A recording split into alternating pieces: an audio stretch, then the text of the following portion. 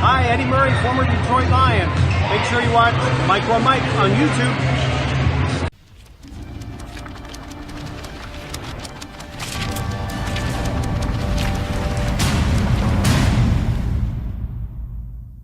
What's going on, YouTube? This is your boy, Mr. Mike or Mike, and today I'm going to talk the importance of depth and injury updates. With that said, before I get into the video, make sure you subscribe below, hit the bell icon, and leave a comment and tell me what do you think about its importance when it comes to the depth and what injuries concern you. With that said, let's get right into the video. So, I'm going to talk about the injuries good and injuries bad. Now, good, Tease Tabor is back at camp today, and that's very good because he has been injured for a couple of weeks now. We haven't seen any of his play, and we will probably get a good chance to see him in the Week 4 preseason game to see if he even has a chance to make the team. Now, it was hard for the Detroit Lions staff to see in-game play, and it hurt his cause to make the team. However, now he gets a chance, and if he's been doing it at camp, maybe he does make the team over a Mike Ford, but we'll see. It is good, though, that he's getting back to positive health and can move in the right direction. Terrell Crosby is back at practice again, and that, again, is a very, very good thing. We need all the injuries from the team when it comes to every player to start getting healthy, and Terrell Crosby is a backup right now. And who knows if he gets to see time due to the injuries of the offensive line. And again, I think he can be utilized at the guard position. And right now with the injuries when it goes to Frank Ragnow, it's possible at some point we'll see him. And other injuries when it comes to the offensive line. You never know what's going to happen throughout the season. So it's imperative that these backups, they stay healthy so they can be called upon if we need them to be.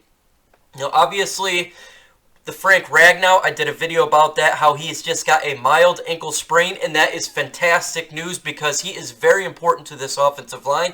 He is vital towards making this offensive line a better than what it should be, better than what it was last year, at least be a mid-round offensive line to hold Matthew Stafford upright and make those holes for Kerryon Johnson and other running backs. Frank Ragnow, again, is very important to this piece.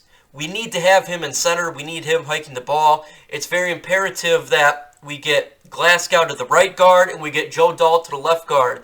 Having Ragnow gone really would hurt the offensive line for any amount of time. So I am glad that it is a short injury and nothing too concerning. Again, we do have the ability to put Glasgow at center if need be.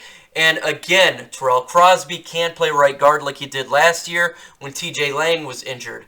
But when it comes to the offensive line, continuity is vital towards this offensive line. So staying healthy for all offensive linemen, specifically Ragnow, is a very good thing. When it comes to Jared Davis, he has a high ankle sprain, and that is great news to what we thought it could have been. He is definitely not out for the season, so he could miss a couple weeks. When it comes to the regular season, who knows how long he misses? It just depends on how well he heals. He is a young guy, and so maybe it's not too long.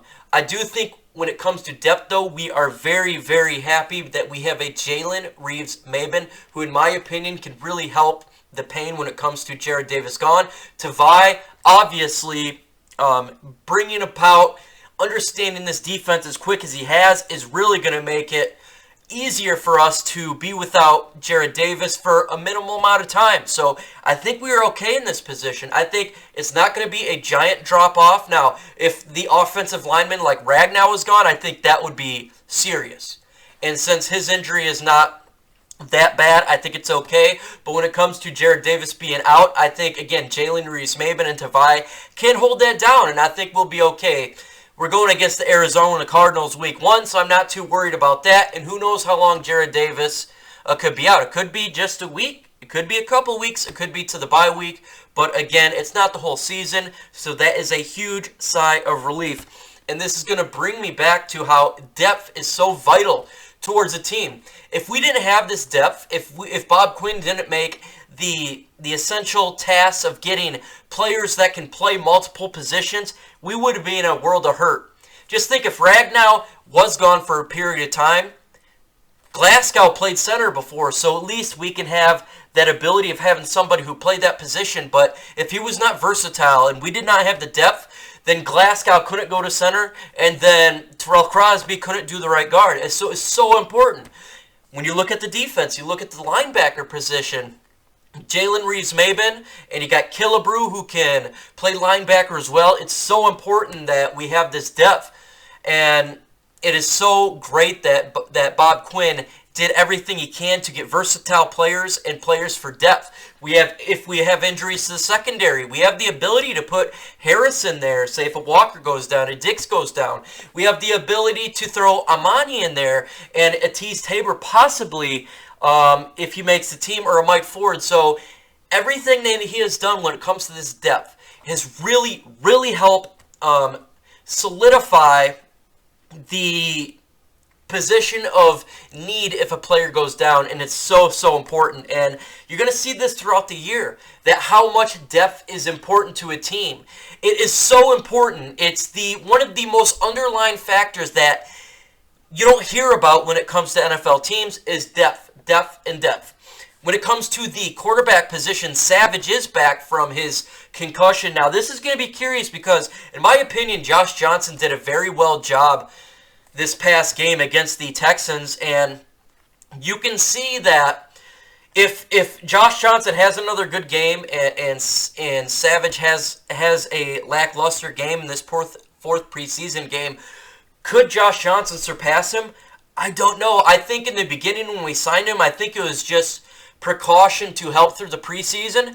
But man, in my opinion, Josh Johnson took command of that offense, and he was throwing some nice balls. So I do want to see a little bit of competition here. I want to see what Savage has. I want to see what Josh Johnson has. I am done when it comes to fails, but those are the two guys I want to look up to see who could be the backup. And I'm liking Josh Johnson a little bit more from what I saw. Again, it could be different when we go to the fourth preseason game. But when it comes to the fourth preseason game, it's no starters going to play. It's all backup. It's all about the bubble guys. So do not pay attention to the score. Do not pay attention to anything else but the competition. And you're going to see players start getting let go here soon. And after the fourth preseason game, we'll be down to the 53. And it would be curious to see what Bob Quinn does, if he wants to pick up other players from other teams, or if he makes a trade.